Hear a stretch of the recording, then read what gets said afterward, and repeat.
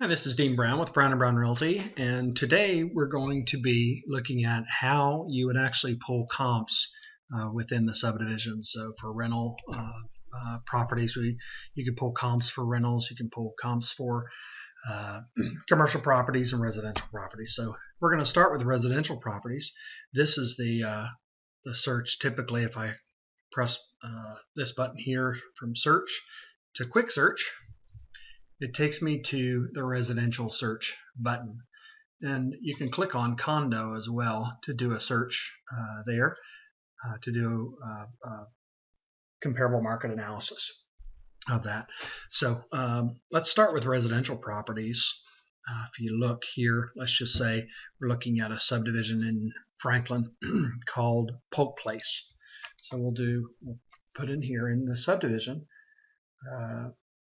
we'll just put Polk Place,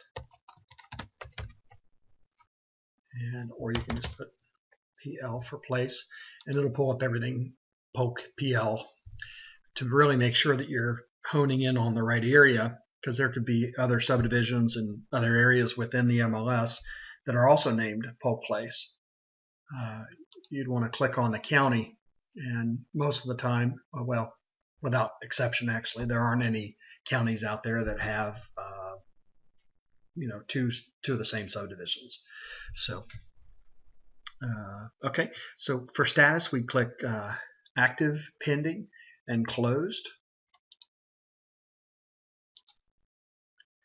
And you really wouldn't want to select expired and withdrawn listings, because those were properties that came on the market and went off the market. So you can't really count those as comps. So we're going to look at those that are on the market, those that are under contract, and those that have closed within a certain period of time. If the market's a really fast-moving market, and you know that comps are changing on a monthly basis, then you'll want to leave that time there as far as a minimum time at 1 month ago. So we're going to just, for this purpose though, most of the time you're going to need at least 3 to 4 months of comps. If it's a very slow market, you may need 6 months to 12 months to longer. So let's just go ahead and say we're going to pull comps for the past 6 months. So we'll say today's date is the 23rd of February. So we're going to say 8/23/2014, 13, sorry. And actually, we won't put anything in the list date, because that would mean that a property would have had to have been listed on that date or after. So we're just going to leave that open, but say that it had to be pending by August. And sometimes a property is pending, but it may not be closed, like new construction homes. And then we're going to drop it in pending date. Now, see, you can highlight this here and right-click and click copy, or you can right-click. You see that there where it says Control C? You can press Control C and then Control V to paste. So that's what I typically do, is I'll write this in here, type it in there, and then press Control C and then Control V, and I'll press Control V there. And those are just easy ways to drop in dates. So we have Polk Place, active, pending, closed. Sometimes within your, if you don't have a subdivision, and you're just looking for homes in Franklin, sometimes they'll be compared against manufactured homes or zero lot line homes. So you want to make sure that you're comparing what you want to compare a home with. So site built homes would be are homes that were built in subdivisions. Essentially, they are built from the ground up, essentially built on site. If you're looking for one that has to have a full basement, or you're looking at just compare homes with full basements or partial basements or no basements, same thing over here. Is there an apartment, combination basement? Is it a finished basement or unfinished? So there are lots of ways that you can compare things, but we're just going to say for this purpose, we're going to say that this is going to be what we're going to be searching for. You can also look at list price, square feet, because even in a subdivision like Polk Place, there could be listings in there that are 2,500 square feet all the way up to 4,500 square feet. Well, 2,500 square foot house is not going to compare equally to a 4,500 square foot house. So we will want to make sure that you're specifying it. So let's just say you have a house that's 3,000 square feet, or 3,500. Well, we'll say 3,000 square feet. So we probably want every house that's within 2,700 square feet to we'll say 2,500 to say 3,500 square feet.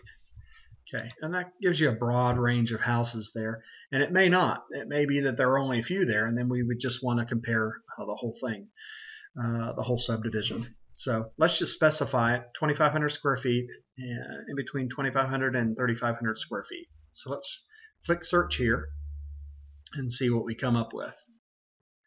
Now it looks like, see, there's a house there that's 2,800 square feet. So now we've got 5 closings, and we have 6 houses on the market. So what you would do here, it looks like 1 is under contract. So what we would do is, in fact, this one here is ours. So there you go. Number 2 is ours. So what you would do is you would click select all, and then it's immediately going to put a check in all these boxes. And then you will click CMA report. Now the CMA report is just going to show you the average price per square foot, the number of days on the market, all that stuff. So I'm going to go ahead and maximize this, and that way you'll be able to tell. Okay, so residential comparative market analysis. These are all the houses that are on the market right now. And you can look here, this is the average price per square foot. And these are the prices, average price per, or each square foot, the square footage, the price per square foot for the listing. So you can tell here that the average is $131.52 a square foot. That's taking all these and dividing by 6. All these numbers and dividing by 6. That's the number you'll get. If you get this one here, that is the middle number, the one that's right in the middle. And that one is this number here. They're picking that one as actually, okay. They're picking, okay. So the biggest concern, because it's not showing up here, the median number should be the middle number. So, and it's showing up at 129.67, and there's not a 129.67. So anyway, we'll just move on here. The most important one there is the average price per square foot of active. But in a comparable market analysis situation, you want to tell what is the average price per square foot of those that have sold. It's this area down here that's most important, because people will say all day long, I know a house that's on the street just past 4 doors down that is selling for, you know, $489,000, and they only have 3,288 square feet. So I want to list mine for $489, and I've got, you know, 3,100 square feet. Well, they're still selling at the highest price per square foot. And if you look down here, no houses down here have sold for anywhere near 149 a square foot. So this is the average number that you're going to be looking for, is $123 a square foot. That's the average of all these numbers. And you see here, this is the median number. That's that middle number there. If you take all these and stack them up, you know, according to from lowest to highest, the middle number is 126.63. That's the way it should have worked out up there. So anyway, and you can take this and highlight this, and then you can click copy, and it will, you can actually drop it into an email, and it copies quite nicely. Or you can put the client's name on there, Billy Bob, and you can put the street address, all this information on here, and then you can view and print the MLA, the CMA for, you know, when you're going out to talk to your clients. So you can click on Save As, and it'll save the report as a PDF file, or you can print it. So that is how you pull up a CMA, or how you do a CMA on a residential property. It's the same way with condos. You just put the information you need in there for condos.